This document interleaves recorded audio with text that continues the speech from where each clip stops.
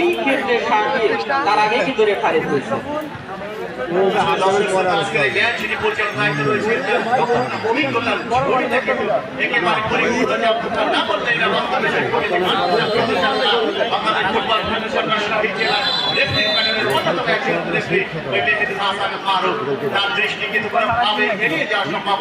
সে কারণে কিন্তু কাছাকাছি জায়গা ছিলেন এবং সে কারণে তিনি ফ্রিকিকের কেটে দিয়েছেন। এ মুহূর্তে ফ্রিকিক লাভ করেছে আমরা লক্ষ্য করছি সিরাজগঞ্জ জেলা দল পাঠিয়ে দিয়েছেন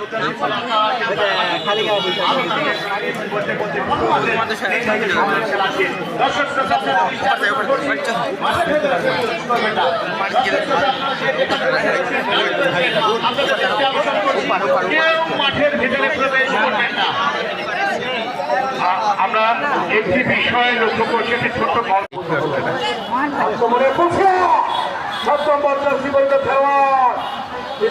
পর্যন্ত বল চলে গেল গোল লাইনে বাইরে।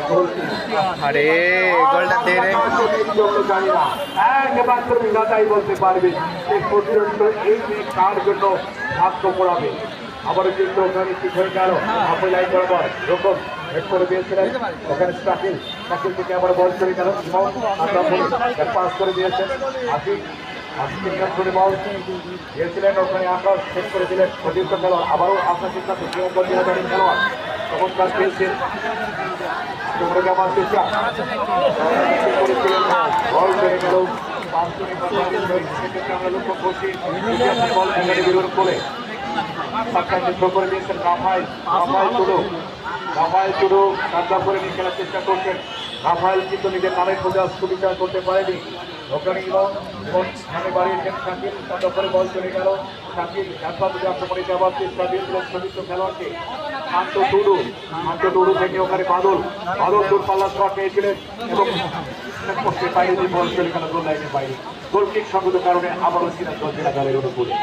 দর্শকরা আজকে কোন দলের সম্ভাবনা হয় আর কোন দলের সম্পর্ক স্বপ্নে পরিণত হয় দর্শকরা দেখতে হলে শেষ পর্যন্ত যত দূরান্ত থেকে শত ব্যস্ততার মাঝেও আজকে এই সরকারি উচ্চ বিদ্যালয় ফুটবল গ্রাউন্ডে সেখান থেকে বাড়ি দিয়েছে থেকে প্রান্ত ওখানে আলো রক্ষণ ভাগ থেকে কিন্তু আক্রমণ ভাগে কিন্তু উঠে এসেছেন ওখানে আলো শেষ পর্যন্ত বল চলে গেল সাইড লাইনের বাইরে। ফুটবল একাডেমির উপরে ছোট করে বাড়ি দিয়েছেন ওখানে ফুটবল নিজে রেখেছেন দেখা যাচ্ছে আবারও আক্রমণ রচনা করার জন্য কিছুটা চেষ্টা করেছিল পুটিয়া ফুটবল একাডেমি খেলোয়াড়রা কিন্তু শেষ পর্যন্ত সেটা ফলপ্রসূ হল না। পুটিয়ার প্রতিপক্ষ জেলা দলের উপরে